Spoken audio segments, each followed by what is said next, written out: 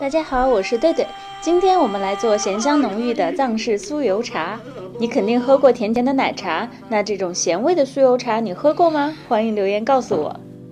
上期视频我们做了发酵黄油，正宗的酥油是牦牛奶做成的，牦牛奶自带特殊的高原风味，我在芬兰反正是买不着了。普通牛奶做出来的发酵黄油味道也不错，那就因地制宜吧。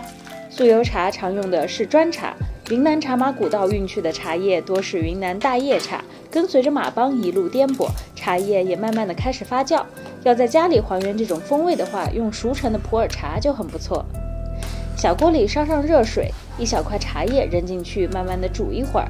茶水先煮着，我们来准备一些豪华版的配料：一小把炒香的花生，用搅拌机打成细细的碎末。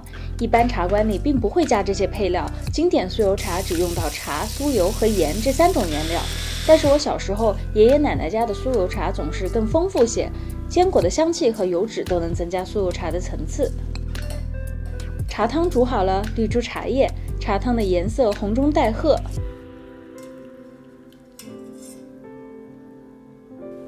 今天打酥油茶用到的是搅拌机，传统打茶用的是细长的木桶，用一根带柄的长棍儿上下抽打，从而使得油脂和茶汤充分混合。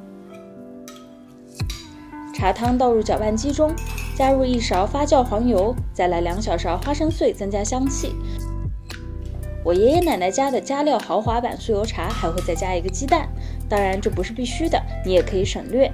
对了，别忘了加1小勺盐，奠定酥油茶的底味。搅打个几分钟，直到茶汤和油脂充分的混合乳化为止。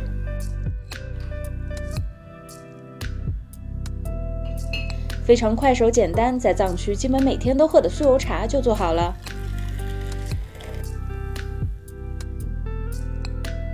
热乎乎的酥油茶有着奶茶般浓郁的色泽，混合着清爽的普洱茶、香浓的发酵黄油，还有我这加料版里坚果和鸡蛋的香味，配着面包、包子或者是云南粑粑都特别好吃。